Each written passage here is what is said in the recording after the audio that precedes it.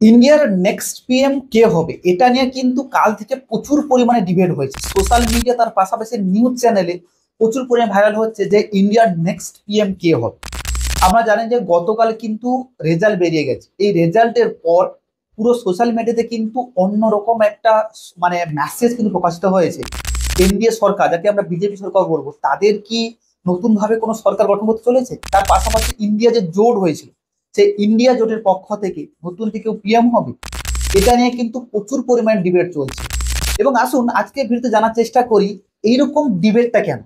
সত্যি কি এনডিএ সরকার থেকে নরেন্দ্র মোদী পরবর্তীকালে পিএম হচ্ছে, না আদার্স কোনোভাবে যে ইন্ডিয়া জোট হয়েছিল সেই ইন্ডিয়া জোটের মধ্যে রাহুল গান্ধী কিংবা আদার্স কোনো পার্টি কোনো ভালো লিডারকে সিলেকশন করা হবে যে আমাদের পিএম এর জন্য? এটা কি পসিবল?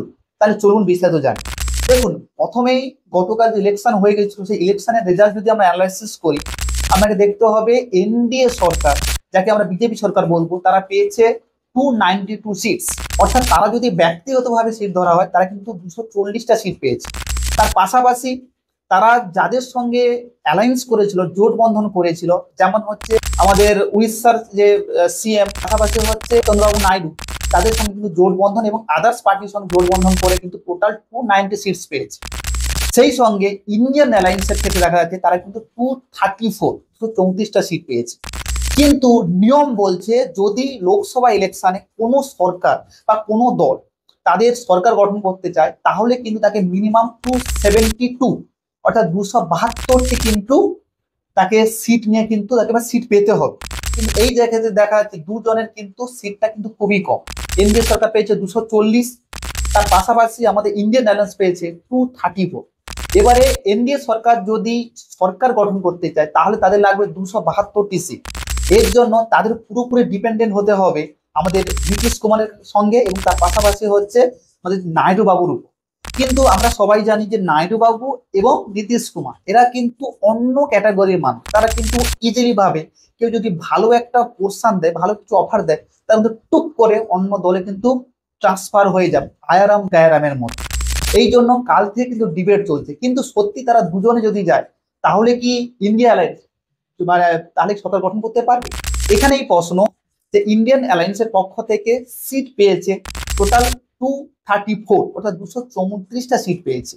কিন্তু এখানে দেখা যাচ্ছে যে চন্দ্রশেখর নাইডু কিংবা নীতিশ কুমার দুজনের সিট যদি ধরা হয় 16 এবং 12, অর্থাৎ 28টা সিট, তাহলে ওইখানে যে যুক্ত হয় তাহলে কিন্তু এই 262-র কাছাকাছি হয়ে যাচ্ছে। তাহলে কিন্তু 72টা হচ্ছে না। তাহলে তাদের পক্ষে দল আমাদের সরকার গঠন করা হচ্ছে না। তাহলে তাদের একটাই উপায় থাকবে, যদি তারা ইন্ডিপেন্ডেন্ট ভাবে যে পলিটিক্যাল পার্টিরা জিতেছে তাদের সঙ্গে যদি তাদেরকে যদি ইনভাইট করে তাদের সঙ্গে তাদের ইন্ডিয়ান অ্যালায়েন্স যুক্ত হওয়ার জন্য, তাহলে কিন্তু পসিবিলিটি থাকে তাদের সরকার গঠন করা। কিন্তু এইখানেই প্রশ্ন যে সরকার কারা গঠন করবে। আমি আমাদের বলে দিলাম পোর্শনটা কি, অর্থাৎ পুরোপুরি নির্ভর করছে নীতিশ কুমার এবং তার পাশাপাশি হচ্ছে নাইডু বাবুর উপর। এরা কোন দিকে যাবে?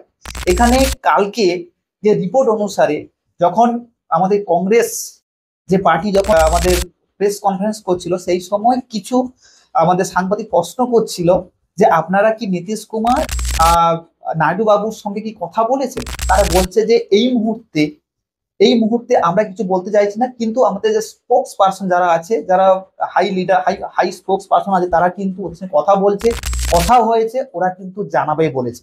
তার মানে আপনি ভেবে রাখুন এখন এই যে পলিটিক্সটা দোদুল্যমান অবস্থা হয়ে আছে, অর্থাৎ তারা কোন দিকে যাবে। এইখানে বলে রাখি, যদি এনডিএ সরকার থেকে দুজন চলে আসে, অর্থাৎ চন্দ্রশেখর নাইডু তার পাশাপাশি হচ্ছে নীতিশ কুমার, তাহলে কিন্তু এনডিএ এর পক্ষে সরকার গঠন করাটা কিন্তু খুবই টাফ ব্যাপার হয়ে যাবে।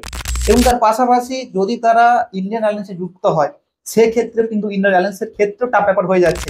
কারণ তারা দুজন যুক্ত হওয়ার পর তাদের কিন্তু 72 হচ্ছে না। তার জন্য তাকে ইন্ডিপেন্ডেন্ট যে সমস্ত পলিটিক্যাল পার্টি যুক্ত হয়েছে তাদের সঙ্গে আবার কোঅপারেট করতে হবে। এখানে একটু টাফ ব্যাপার লাগছে। এই জন্য বলতে চাইছি যে এখন মূল বিষয়টা হচ্ছে যে কারা কিভাবে কোন দলে যাচ্ছে।